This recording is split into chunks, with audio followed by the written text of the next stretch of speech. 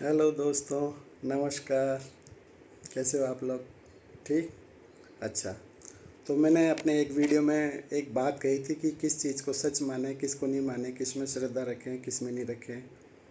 तो मैंने उसके 3 प्रमाण बताए थे। पहला प्रमाण है कि शब्दकोश, दूसरा प्रमाण है प्रत्यक्ष और तीसरा प्रमाण है अनुमान। तो शब्दकोशों के तो बारे में मैं इतना बता ही रहा हूँ आपको, 2-4 वीडियो डाल दिए। पर क्या है, इजीली हमें शब्दकोश समझ में आते नहीं हैं। जिनको समझ में आ गए उनकी तो लाइफ ही बदल जाती है। जैसे उदाहरण के रूप में गांधी जी को शब्दकोश समझ में आ गए थे गीता के। गांधी जी महान हो गए। स्वामी विवेकानंद को शब्दकोश समझ में आ गए थे। स्वामी विवेकानंद महान हो गए। गीता में जो लिखा था उनको समझ में आ गया। बाल गंगाधर तिलक, जिनको गीता में जो लिखा था बिल्कुल समझ में आ गया था, वो महान हो गए। पर भगवान को पता था कि शब्द को समझना इतना आसान नहीं है। तो भगवान ने पता था उनको कि अपनी जैसे तामसिक, मेरी जैसे तामसिक प्रकृति के लोग इस धरती पे आएंगे तो वो तो गीता तो पढ़ेंगे नहीं। तो उन्होंने क्या किया, अपना ही एक फ़ोटो खींच के भगवत गीता के फ्रंट पेज पे लगा दिया, ताकि उनको लगे कि ये तामसिक लोग गीता पढ़ेंगे नहीं तो कम से कम फ़ोटो देखेंगे। और उस फ़ोटो हर जगह मिलता है, मेले में, मार्केट में, कहीं पे भी देखो आप, है ना, फ़ोटो आपको मिल जाएगा। उस फ़ोटो को ध्यान से देखना। उसमें 4 चीज़ें हैं। एक तो घोड़े हैं, 5 घोड़े हैं, ठीक। और एक उनको लगाम, लगाम को पकड़ के बैठे हुए हैं, और एक खड़ा हुआ है। तो जो घोड़े हैं वो क्या है, हमारी 5 इंद्रियां। उन 5 इंद्रियां, आँख, नाक, कान, मुंह, ये सब 5 इंद्रियां आ गई उसमें। वो पांचों घोड़ों का फोटो ढंग से देखना। उन घोड़ों के गर्दन के नीचे सब बने हुए हैं। अगर ध्यान से देखोगे, अगर ओरिजिनल फ़ोटो मिल जाएगा तो उन 5 घोड़ों की लगाम पकड़ के, लगाम मतलब मन, मन को पकड़ के कौन बैठे हुए हैं, भगवान कृष्ण, ठीक है। और खड़े कौन है, अर्जुन जी, जो खुद भी भगवान है। तो जो अर्जुन जी है, तो अब घोड़े की मैं एक बार स्ट्रक्चर बताता हूँ। घोड़ा जो है, घोड़े घोड़े तो होगी 5 इंद्रियाँ, लगाम होगी अपना मन, और जो खड़े हैं अर्जुन जी वो होगी बुद्धि, और जो बैठे हैं सच्चित आनंद में वो हो गए भगवान कृष्ण। तो अब यहाँ दिक्कत ये आती है कि अपन भगवत गीता तो पढ़ी नहीं, पर इन 4 चीज़ों से ही सब क्लियर हो जाता है। जो अपनी ये 5 इंद्रियाँ हैं, ये पूरी प्रकृति को देखने में लगी हुई है।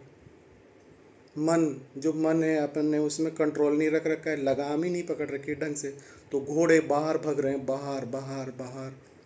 अगर घोड़ों पे लगाम कस लें, मन पे लगाम कस लें, तो बुद्धि ऊपर खड़ी खड़ी देख रही है, वो लगाम उसके हाथ में है ही नहीं।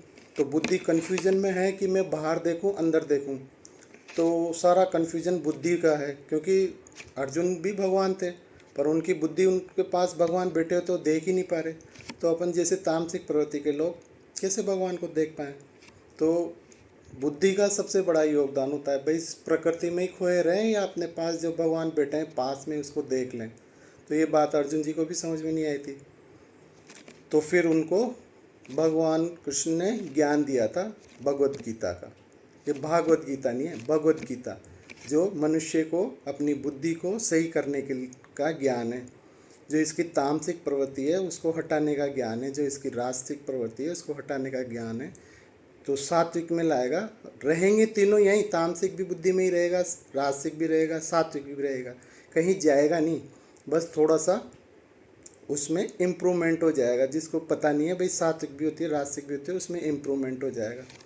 तो इसलिए आज से अन्नमय कोश में ही मत रहो। मैंने बताया था ना एक वीडियो में, बाहर से ही अपनी सेल्फी ओरिजिनल कांच पे लगा लो। जब भी कांच पे कुछ देखो ना, तो अन्नमय कोश को ही मत देख के रह जाना। मन में कोश भी है, विज्ञान में कोश भी है, बुद्धि भी, चेतना भी, अवेयरनेस भी है। तो अपनी बुद्धि जैसे जैसे प्योर होएगी ना, तो अपन चेतना, भगवान को, सबको समझने लग जाएंगे। इसलिए तो योग है। अपने को योगा नहीं करना, अपने को योग करना है। योग क्या होता है, पुरुष और प्रकृति दोनों आपस में मिले हैं। तो अपन को तो योग, अभी तो वियोग करना है। पुरुष को अलग से देखना है, प्रकृति को अलग से देखना है। भगवान अर्जुन ने यही तो किया था। उन्होंने पहले वियोग सीखा, भगवान को देखा, पुरुष यहाँ बैठे हुए हैं, प्रकृति सामने है। तो उनको वियोग करते उनको फटाफट समझ में आ गया। तो उनको पता चल गया भाई प्रकृति की लगाम भगवान के हाथ में है, तो भगवान पे ही छोड़ दो। उनकी बुद्धि को समझ में आ गया, तो उनकी बुद्धि मुक्त हो गई। बस इतना सा ज्ञान है। और इस ज्ञान के लिए पता है बड़े बड़े शहरों में बहुत स्कूल चल रहे हैं आजकल, बड़े बड़े सब भगवत गीता पढ़ा रहे हैं, बड़े बड़े IITian, बड़े बड़े IM MBA वाले सब ये नॉलेज दे रहे हैं। बस अपनी पुरानी आदत है गाँव वालों छोटे कस्बे वालों की, पहले शहर में चलन आए फिर अपन उसको फॉलो करें।